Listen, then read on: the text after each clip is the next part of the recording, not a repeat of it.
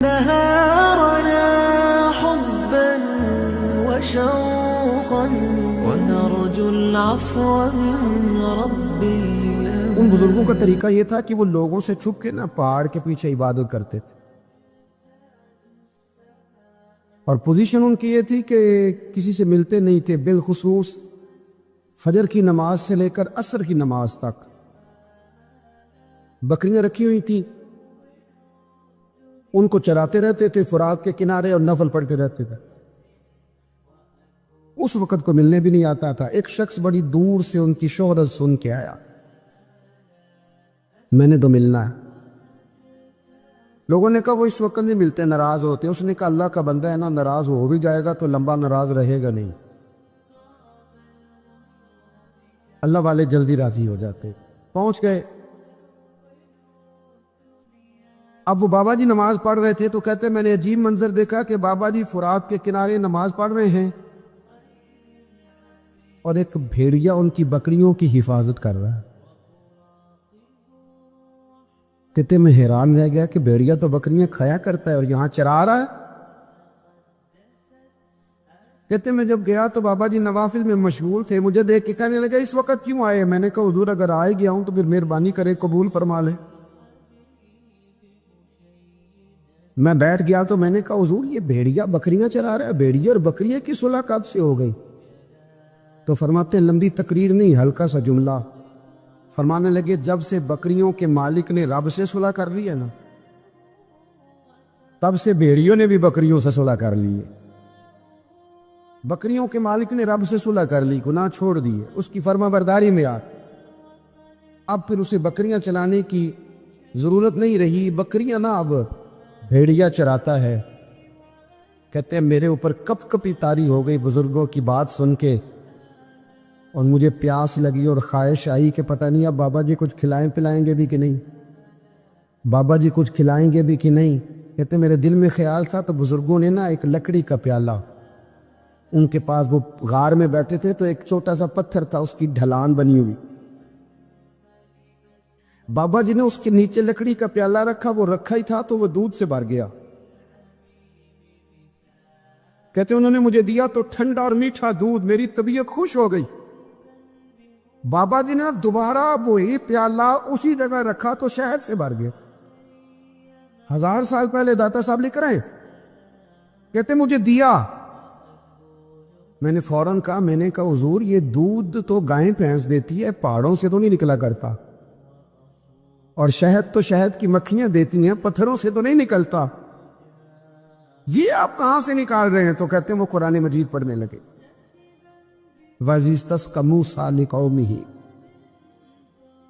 جب موسیٰ کی قوم نے ان سے پانی مانگا.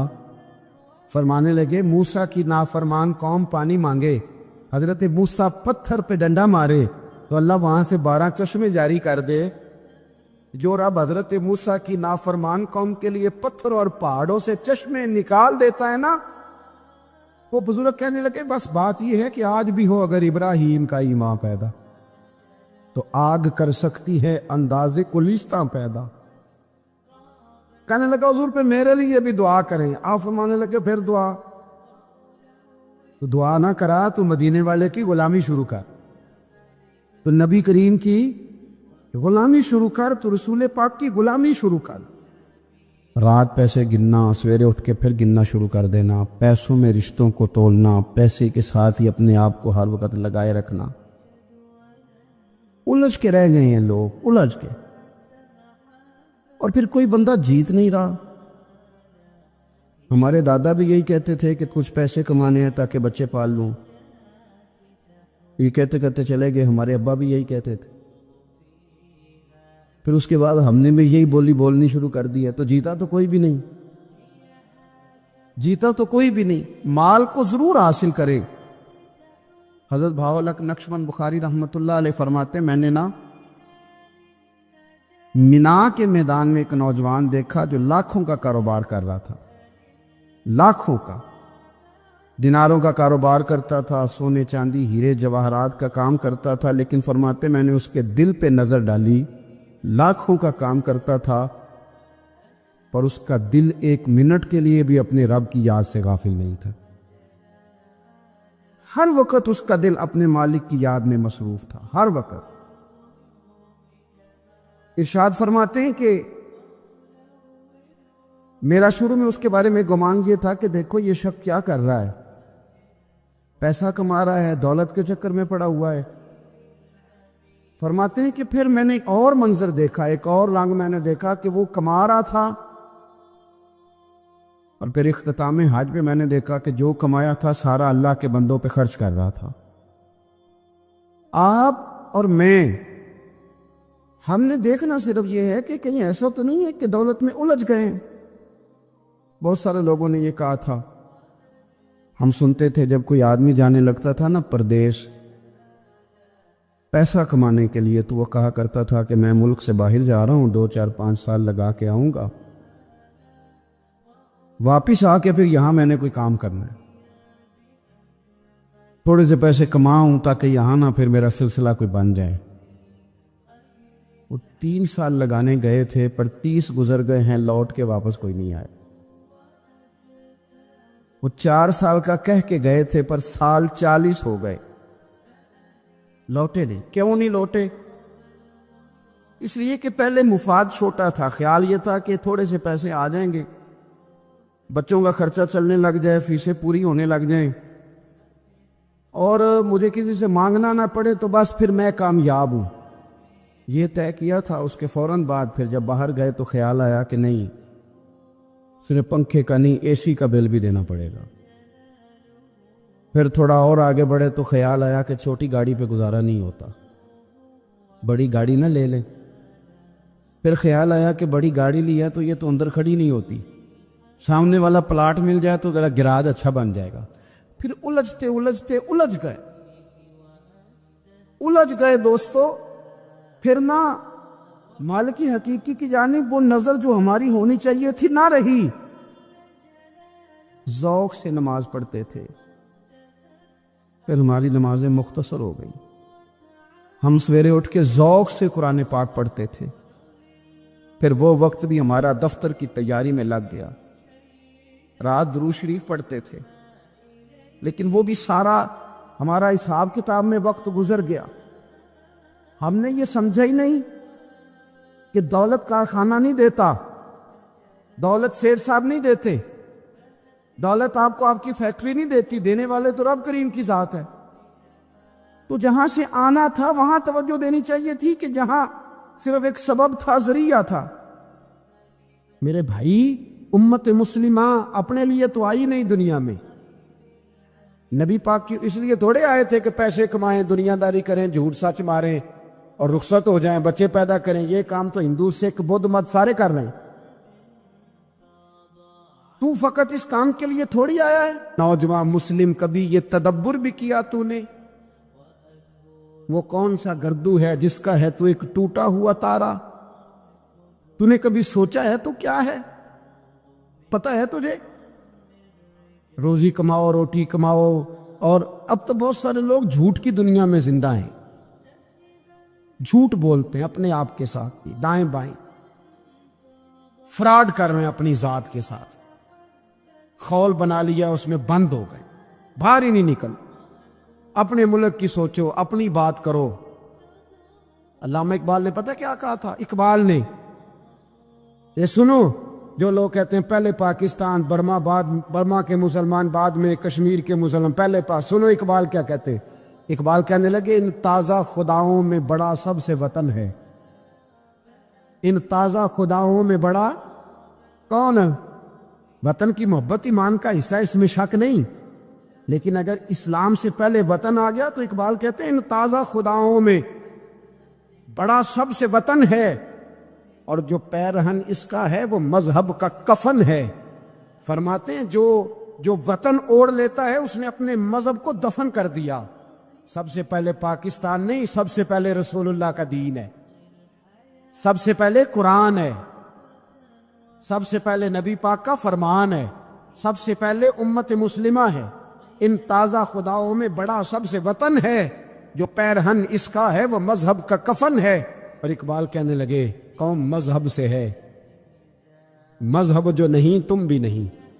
قوم مذہب سے ہے، مذہب جو نہیں کوئی نہیں سمجھ آ رہی ہے آپ کو میری بات؟ قوم کس سے ہے؟ پاکستانی ہونے سے، پنجابی ہونے سے، سندھی بلوچی پٹھان ہونے سے؟ نہ، قوم مذہب سے ہے، اور مذہب جو نہیں تم بھی نہیں۔ یہ کیسے ہو سکتا ہے کہ مذہب نہ ہو اور بندہ زندہ رہے؟ یہ کیسے ہو سکتا؟ بھائی اصل میں جاگ ہی نہیں رہا، میں جاگتا ہی نہیں، میں جیب کی سوچتا ہوں، مسجد کی سوچتا ہوں، خانقاہ کی سوچتا ہوں، مدرسے کی سوچتا ہوں، دکان کی، سارا دن تو اس چکر میں لگا رہتا ہوں لوگوں کو ثابت کرنے میں کہ میں صحیح ہوں باقی غلط ہیں۔ میں تو اپنی ذات کے خول سے اٹھ ہی نہیں رہا، اور مجھے یہ اندازہ ہی نہیں کہ لیبیا سارا کٹ گیا، مصر کے ٹکڑے ٹکڑے ہو گئے، مجھے پتہ ہی نہیں کہ شام، جس کے بارے میں میرے نبی پاک علیہ السلام نے فرمایا مکے اور مدینے کے بعد اللہ نے سب سے زیادہ برکت ملک کے شام میں رکھی ہے، اور حضور نے فرمایا جس نے ہجرت کرنی ہو وہ شام جائے۔ اتنا اعلیٰ ملک سارا کٹ گیا، 4,000 ہزار لوگ ایک ایک دن میں قتل ہو گئے، پر میرا گھر آباد ہے نا، کوئی عرض نہیں، وہ کٹتے ہیں تو وہ دور ہیں، کٹتے رہے۔ فلسطین میں ہمارے یہاں معراج کی محفلیں بڑی جم کے ہوتی ہیں، سارے لوگ پڑھتے ہیں سبحان الذی اسریٰ بعبدہ لیلا من المسجد الحرام الی المسجد الاقصی۔ انہیں پوچھو روز قرآن مجید میں مسجد اقصی کا نام لینے والوں، تم مسجد اقصی کہتے ہو تو تمہیں اللہ کتنی نیکیاں عطا کرتا ہے، بتاؤ تو صحیح مسجد اقصی کدھر ہے؟ اور اب تو میری طرح کے مولوی آدھی حدیث سناتے ہیں، کہتے ہیں مسجد نبی میں ایک نماز پڑھو تو 50,000 کا ثواب، حرم شریف میں پڑھو تو 1,00,000 کا ثواب۔ مولانا حدیث یہاں سے شروع نہیں ہوتی، کھولو تو صحیح کنز المال، پڑھو مسند امام احمد بن حنبل، حدیث تو یہاں سے شروع ہوتی ہے۔ میرے نبی پاک نے فرمایا مسجد اقصی میں جس نے ایک نماز پڑھی 25,000 کا ثواب، اور میری مسجد میں جس نے ایک نماز پڑھی 50,000 کا ثواب، اور اللہ کے گھر بیت اللہ جس نے پڑھی 1,00,000 کا ثواب۔ مسجد اقصی کا تو ذکر ہی چھوڑ گیا ہے، کیوں؟ وہ مسجد اس کی طرف منہ کر کے 15 سال میرے نبی پاک نے نماز ادا کی۔ کس نے؟ بولیے گا 15 سال تک، 2 ہجری میں 13 سال مکے میں، 2 سال مدینے میں، مسجد اقصی کی طرف جدھر منہ کر کے تیرے اور میرے رسول نماز پڑھتے رہے۔ آج وہ مسجد یہودی کے قبضے میں ہے، کئی جمعے تالا رہتا ہے، وہاں نماز نہیں پڑھنے دی جاتی۔ مجھے کیا لگے اس بات سے؟ میری مسجد میں تھوڑی لگا ہوا ہے۔ ایسی ہوا چلی ہے کہ ہر شخص سوچتا ہے تمام شہر جلے بس ایک میرا گھر نہ جلے۔ بھائی یہ وہ دور ہے جس دور میں ذرا سی بھی کسی شخص کو تکلیف ہوتی ہے تو عالمی میڈیا پہ بات جاتی ہے، موبائل جیبوں میں فوراً تصویریں کیش ہوتی ہیں۔ میں اور آپ، ہمارا اس قوم سے تعلق ہے جس قوم کے بچے کٹ گئے، ذبح ہو گئے، عورتوں کے پستان کاٹ کے برما کے بدھوں نے ان کے کباب بنا کے کھا لیے، چھوٹے چھوٹے بچوں کی لاشیں انہوں نے لٹکا ڈالی، اور یہاں میں حکومت کی کیا بات کروں؟ یہاں کسی سیاستدان کو مکھی کاٹ جائے تو ہمارے پھٹے آباد ہو جاتے ہیں بحث کرنے کے لیے۔ ہمارے اپنے لوگ، عام آدمی نہیں بات کرتا، عام آدمی نہیں نکلتا، عام شخص کو فکر ختم ہو گئی۔ وہاں بھائی سب سے بڑھ کر بہترین مسجد کے خطیب امام حسین تھے۔ مسجد نبوی سے بڑی بھی کوئی مسجد ہوگی جس ممبر پر رسول پاک بیٹھ کے خطبہ دیا کرتے تھے، اور میرے مصطفیٰ کے آستانے سے بڑا بھی کوئی آستانہ ہوگا جس کی سجادگی امام حسین کے پاس تھی۔ کہتے ہیں ہمارا کیا تعلق، ہمیں کیا لگے، جو مرضی ہوتا پھرے۔ امام علی مقام آرام سے مسجد نبوی میں بیٹھے تھے، زمانہ پوری دنیا سے جاتا تھا، ہاتھ چومتا تھا، قدموں میں بیٹھتا تھا۔ اتنے بڑی عظمت والی بھی کوئی شخصیت ہوگی جس کے رگوں میں رسول اللہ کا خون دوڑتا ہے، جسے حضور اپنی زبان مبارک اس طرح وہ چوسا کرتے تھے جیسے عرب کے لوگ پیاس کے عالم میں کھجور چوسا کرتے تھے۔ اتنا بڑا بھی کچھ شخص تھا، لیکن جب دین پہ کڑا وقت آیا تو حسین نے مسجد کی خطابت نہیں بچائی، آستانہ نہیں بچایا۔ امام علی مقام نے کہا کوفہ لٹتا ہے تو لٹتا رہے، دمشق میں فساد ہوتا ہے تو ہوتا رہے، وہ ملک کے شام کی بچیاں رو رہی ہیں تو روتی رہیں کہ ہم پہ یزید قابض ہو گیا، میری مسجد آباد ہے، کافی ہے نا۔